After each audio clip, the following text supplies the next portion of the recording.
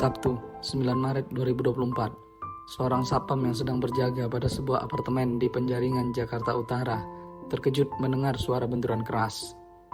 Satpam yang kaget kemudian melihat ke arah asal suara dan tambah terkejut ketika melihat 4 jenazah sudah terbaring di pelataran parkir di depan lobi apartemen tersebut.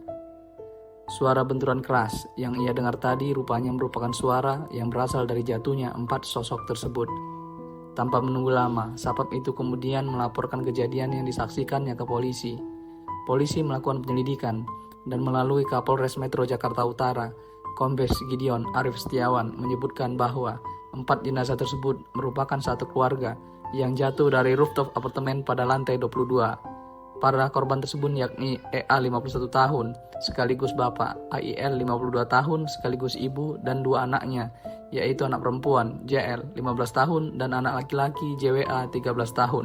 Saat itu, polisi belum mengetahui pasti alasan keempat orang itu jatuh dari atap apartemen tersebut. Kapolsek Penjaringan, Kompol Agus Adiwijaya, membeberkan hasil penyelidikan awal yang dibantu rekaman CCTV pada apartemen.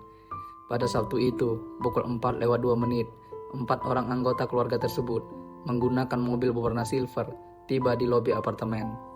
4 orang tersebut kemudian naik lift menuju lantai 21 dari lobi apartemen. Saat dalam lift ini, EA sempat mencium satu persatu anggota keluarganya, mulai anak perempuannya JL, istrinya AIL, dan terakhir anak laki-lakinya JWA. Sang istri, AIL, kemudian mengumpulkan handphone milik suami dan anak-anaknya dan memasukkannya ke dalam tas miliknya.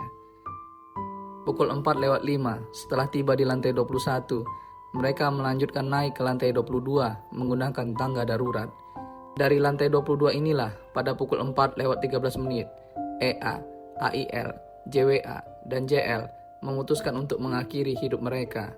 Ketika ditemukan, pergelangan tangan anggota keluarga tersebut saling terikat bersama. EA terikat bersama JL, dan AIL terikat bersama JWA. Menurut keterangan salah satu penjaga yang bertugas di lantai 22, dia melihat AIL sempat sembahyang dan ia pun menawarkan hio, namun AIL menolaknya. Lantai 22 pada apartemen tersebut memang diperuntukkan sebagai kelenteng. EA dan keluarganya ternyata sudah 2 tahun tidak menempati apartemen tersebut. Seorang tetangga berinisial A yang tinggal bersebelahan dengan keluarga EA mengaku mengenal keluarga tersebut dari tahun 2017. Selama bertetangga dengan mereka, A melihat keluarga tersebut harmonis dan tak pernah mendengar ada keributan. 2 tahun lalu, EA dan keluarganya memutuskan pindah ke Solo. Sebelum pindah, A sempat memberikan bantuan sejumlah uang.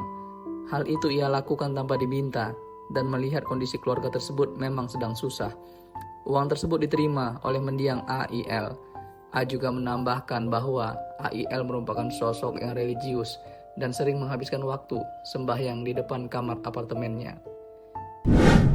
Muncul dugaan bahwa utang bisa saja menjadi salah satu penyebab keluarga tersebut memutuskan mengakhiri hidup.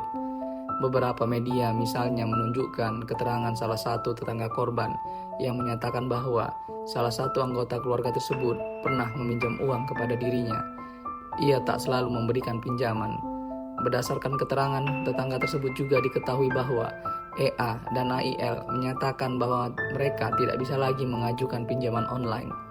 Tetangga yang tak mau disebutkan namanya itu juga menambahkan bahwa rumah keluarga tersebut telah disita oleh bank. Namun, hal ini hanyalah salah satu dugaan motif yang masih diselidiki oleh polisi. Kejadian yang sama di apartemen tersebut bukanlah yang pertama. Salah satu penghuni apartemen, yaitu IA, menyebutkan bahwa kejadian yang sama pernah terjadi sebelumnya. Selama saya 12 tahun tinggal di sini, setidaknya sudah 3 kali peristiwa seperti ini terjadi. Begitu IA menjelaskan. Para penghuni apartemen lainnya pun turut berbelasungkawa dan kini berdoa dan menaburkan bunga untuk EA, AIL, JWA, dan JL.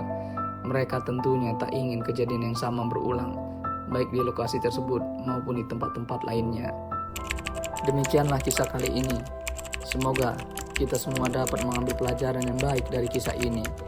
Mengakhiri hidup bukanlah jawaban apalagi solusi dari semua permasalahan hidup yang seringkali datang menghimpit.